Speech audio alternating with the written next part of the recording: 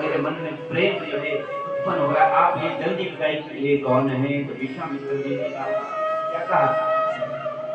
ये रघुकुल मणि दशरथ के जाए, रघुकुल मणि दशरथ के जाए, मम हित लागई हरीश खाए, मम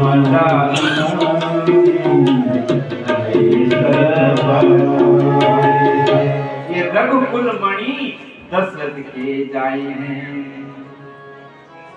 यहाँ पर मणि का प्रयोग किया गया, किसको? राजा दशरथ जी को। क्या किया गया? ये रघुकुल, रघुकुल की जो मणि के समान है। मणि का मतलब सांप मणि से बहुत प्रेम करता है महाराज। ध्यान दीजिए कथा में, जो सर्प होता है, जो मणि वाला सर्प होता है, वो अपनी मणि से इतना प्रेम करता है, अगर उससे उस मणि को छीन लिया जाए तो पागल हो जाता है। तो यहाँ पर कहा ये रघुकुल मणि दशरथ के जाए।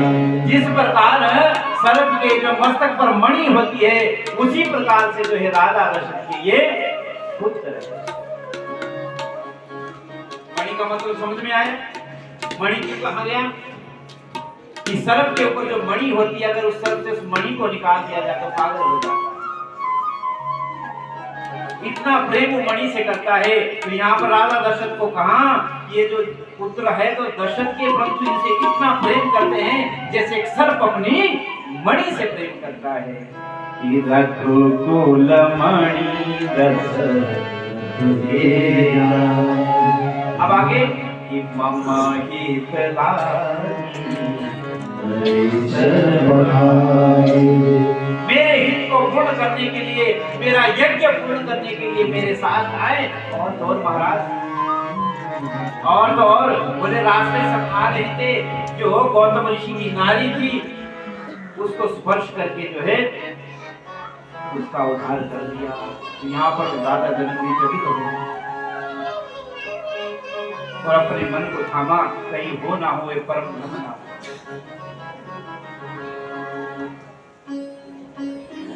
इस तरह से वार्तालाप हुआ। उसके बाद महल के अंदर जो तीनों को ले गए। उसके बाद जब सायंकाल का समय हुआ ना महाराज, तो यहाँ पर लक्ष्मण जी ने भैया से कहा, राम जी से कहा, भैया हम जो है जनकपुर को देखना चाहते हैं, हमें जनकपुर दिखाओ। देखिए बड़े भाई का आदर। क्या किया? लक्ष्मण जी होते तो चले जाते देखने के लिए।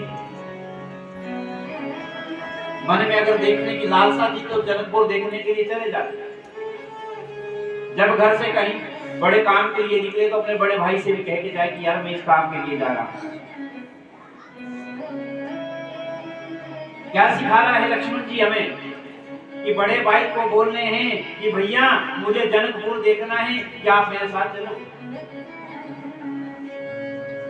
जब ऐसी कोई परिस्थिति घर में बने ना, कहीं जाने की यात्रा का कोई प्रोग्राम बने या कहीं किसी के पास जाने का प्रोग्राम करे, तो आपके घर में जो आपका बड़ा भाई उसे चर्चा जरूर करे, यार मैं ऐसे से जा रहा हूँ, क्या आप मेरे साथ चल सकते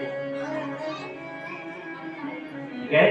सिखाया लक्ष्मण जी ने, सिखा के बड़े भाई का प्रेम क्या होता है। लखन हरि दे लाल का विशेष, लखन हरि दे लाल का विशेष। जाई जनकपुर, जाई जनकपुर, आए श्री राम जय राम जय जय राम। ओ श्री राम जय राम जय जय राम। ओ मंगल भवन, मंगल भवन, मंगल भवन, मंगल भवन, मंगल हारी प्रभु सुदर्शन बिहारी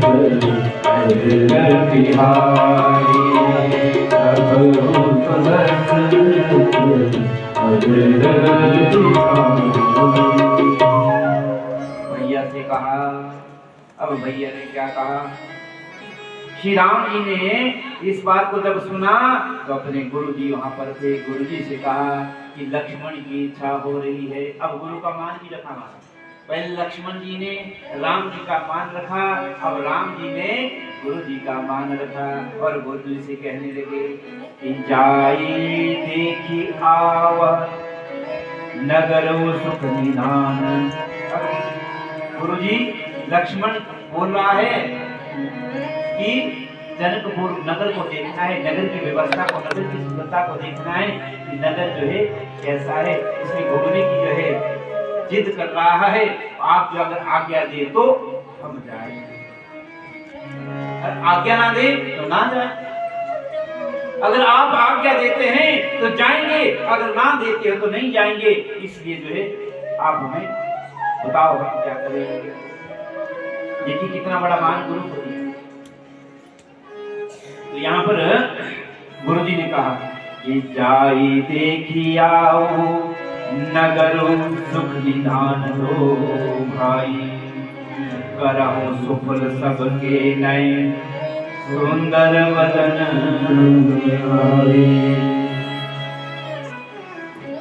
निसंकोच आप दोनों जाइए और जो है जनकपुर की शोभा को देख कर आइए और अपना जो है स्वरूप जो है दिखाकर सबके नैन को तृप्त करे। विश्वामित्र ने कहा कि आप लोग जाइए।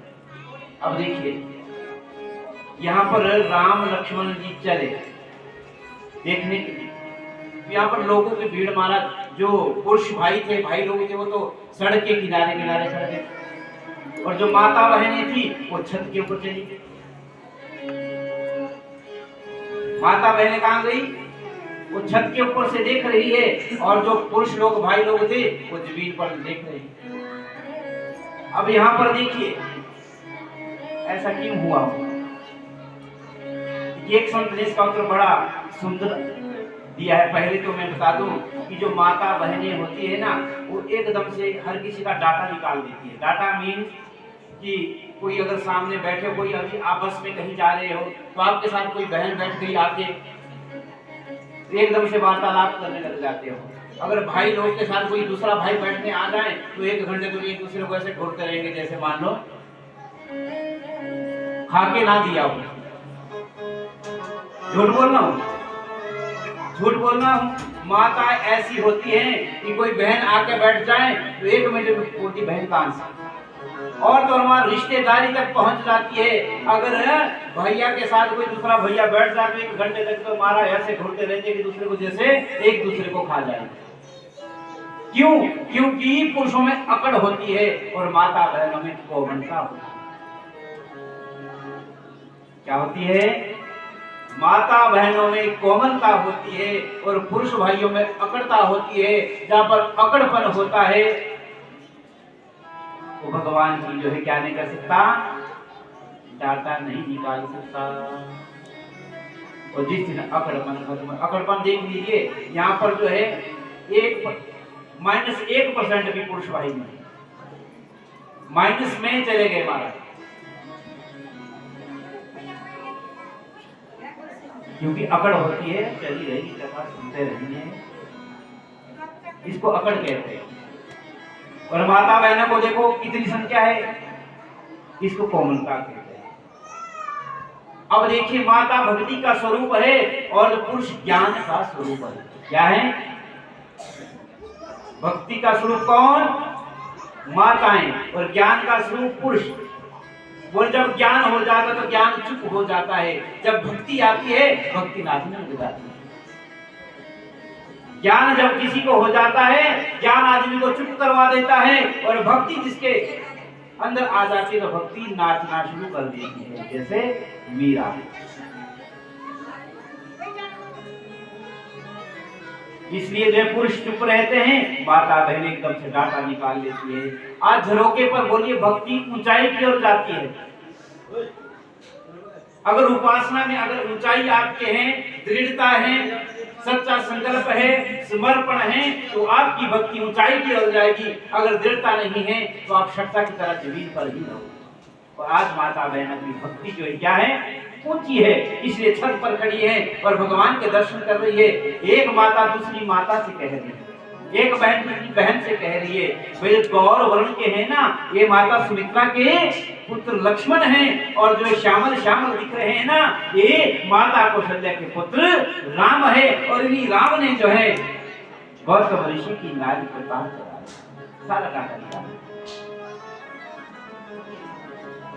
समझ में आया कि माता और पुरुषों में जो कितना जो है अंतर है। माता ऊंचाई की ओर क्यों जाती है, क्योंकि उनके अंदर भक्ति होती है। पुरुषों के अंदर ऐसा होता है कि हमारे अंदर ज्ञान है, ज्ञान नीचे रहता है, ज्ञान सो जाता है, परंतु भक्ति जो है दिन प्रतिदिन ऊपर जाती है। इसलिए माताएं झरोखे पर रहे, छत पर जो दर्शन कर दिए, पुरुष भाई नीचे देख रहे जा रहे हैं, आपस में कोई वार्तालाप नहीं है कि ये कौन है क्या है, पर माता ने डाटा निकाल लिया। ये छोटे छोटे जा रहे हैं ना, जैसे गौर वर्ण के हैं, गौर वर्ण के लक्ष्मण जी हैं और श्यामल वर्ण के राम जी।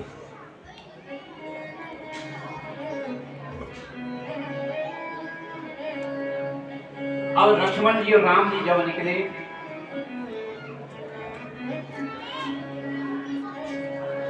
सभी ने दर्शन किए, भगवान के ऊपर फूल की माला फेंक रहे, पुष्प फेंक रहे।